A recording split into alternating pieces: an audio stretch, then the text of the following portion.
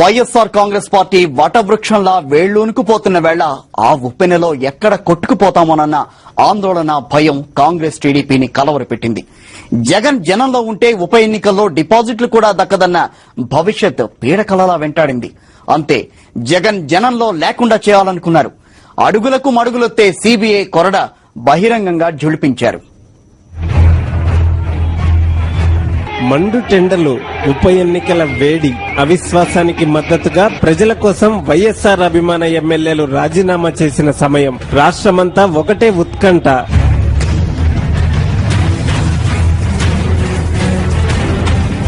ఉప ఎన్నికల ప్రచారంలో టీడీపీ కాంగ్రెస్ కుమ్ముక్కు రాజకీయాలను ప్రజల్లో వైఎస్ జగన్ ఎండగడుతున్న వేళ ఇవాళ ఇక్కడ జరుగుతా ఉన్న ఈ పోటీ ఇద్దరు వ్యక్తుల మధ్య జరుగుతా ఉన్న పోటీ కాదు.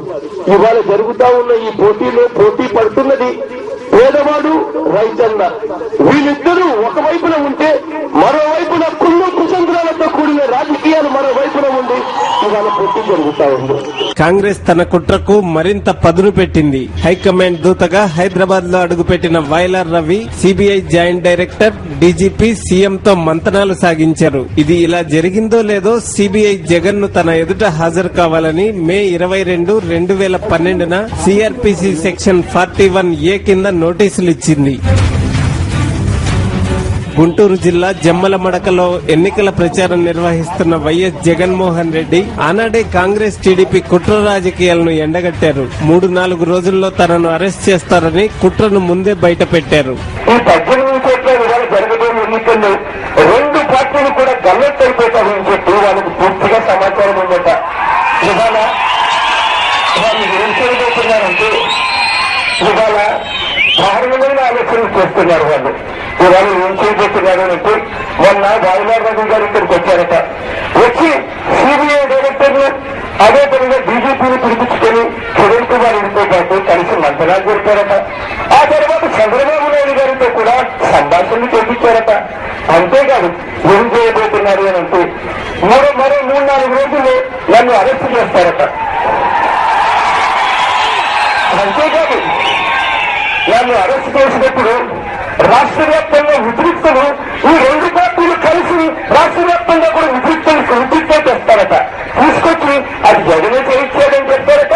ఈ 18 చోట్ల అసలు ఎన్నికలే జరగకుండా పూర్తిగా పక్కన పెట్టేస్తారట.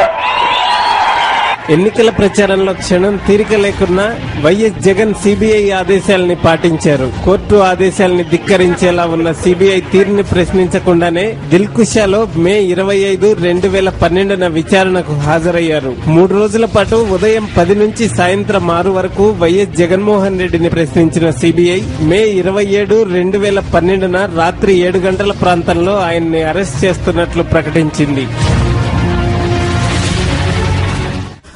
ఉమ్మడి శత్రువును ఎదుర్కొనేందుకు రాష్ట్ర రాజకీయ చరిత్రలో ఓ చీకటి అధ్యాయానికి తెరలేపాయి కాంగ్రెస్ టీడీపీ. 3 దశాబ్దాలు వైరిపక్షాలుగా ఉన్న 2 పార్టీలు ఒక్కటయ్యాయి. ప్రజల గుండెల్లో చెరగని స్థానాన్ని సంపాదించుకున్న వైఎస్ఆర్ కుటుంబంపై కుట్ర బాణాన్ని ఎక్కుపెట్టాయి. పంజరంలోని చిలుక సీబీఐని విల్లుగా వాడుకున్నాయి. పంజరంలో చిలుక సీబీఐ తన యజమాని కాంగ్రెస్ కాదని తెలిసినా కూడా వాళ్లు చెప్పినట్టే చిలుక పలుకలు పలుకుతోంది. జగన్ కేసుల విషయంలో సీబీఐ వ్యవహార శైలి ఆది నుంచి అనుమానాస్పదమే. చంద్రబాబు విషయంలో ఓ తీరు, జగన్ విషయంలో మరో తీరు.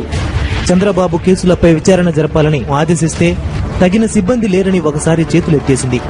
చంద్రబాబు అక్రమాలపై దర్యాప్తు చేయాలని న్యాయస్థానం ఆదేశిస్తే ఉత్తర్వులు తీసుకోకుండా ఉద్దేశపూర్వకంగానే జాప్యం చేసిన చరిత్ర సీబీఐది. అదే జగన్ విషయంలో మాత్రం హైకోర్టు ఆదేశించిన వెంటనే క్షణం కూడా ఆలస్యం చేయకుండా వైఎస్ జగన్మోహన్ రెడ్డితో పాటు మరో 73 మందిపై ఎఫ్ఐఆర్ నమోదు చేసింది. దివంగత మహానేత వైఎస్ఆర్ పేరును ప్రస్తావించింది.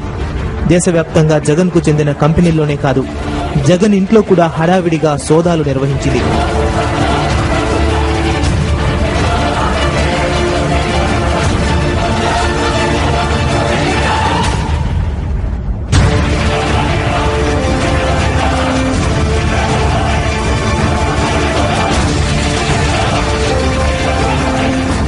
జగన్మోహన్ రెడ్డి కేసుకు సంబంధించి ప్రాథమిక విచారణ కోసం హైకోర్టు జూలై 12, 2011న ఆదేశించింది.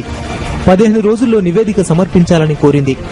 బాబు వ్యవహారంలో సిబ్బంది లేరన్న సిబిఐ ఇక్కడ మాత్రం అత్యుత్సాహం ప్రదర్శించింది. 14 రోజుల్లోనే దర్యాప్తు పూర్తి చేసి జూలై 26, 2011న సీల్డ్ కవర్లో నివేదికను హైకోర్టుకు అందజేసింది. ఆగస్టు 1, 2011న మరో నివేదిక సమర్పించింది.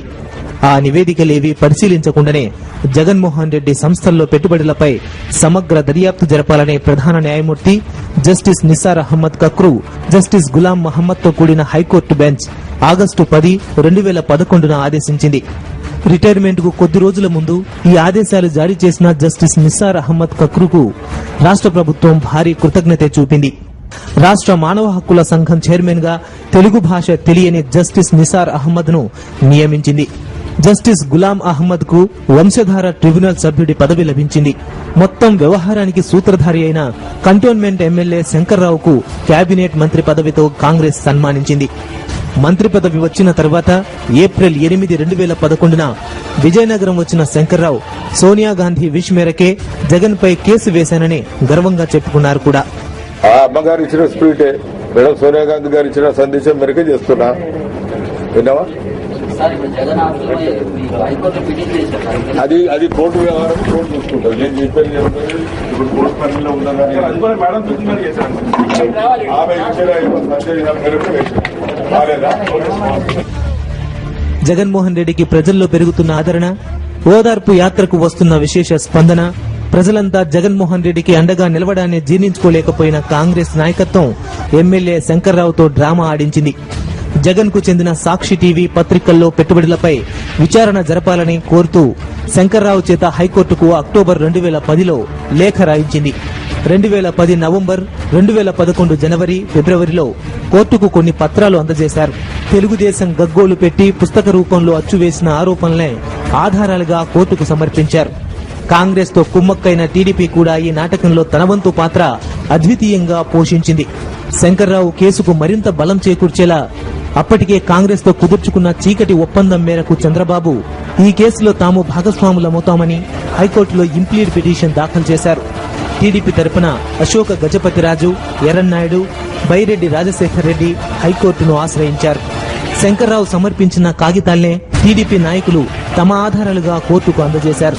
కాంగ్రెస్ టీడీపీ కుమ్మక్కు రాజకీయాలకు బీజం పడింది ఇక్కడే. వైఎస్ జగన్మోహన్ రెడ్డిని రాజకీయంగా ఎదుర్కోలేమని గ్రహించిన రెండు పార్టీలు సిబిఐ సహాయంతో తమ నాటకాన్ని ఇంకా కొనసాగిస్తున్నాయి. కాంగ్రెస్ ను విమర్శిస్తున్నట్టు నటిస్తూనే చంద్రబాబు ఆ ప్రభుత్వంపై ఈగ కూడా వాలకుండా అనుక్షణం రక్షణగా నిలుస్తున్నారు. అయితే మీరు లేకుంటే మేము అన్నట్టుగా రాష్ట్రంలో మరో రాజకీయ శక్తి ఉండకూడదన్న కాంగ్రెస్ టీడీపీల కుట్రబుద్ధి నాటి నుంచి నేటి వరకు కొనసాగుతూనే ఉంది.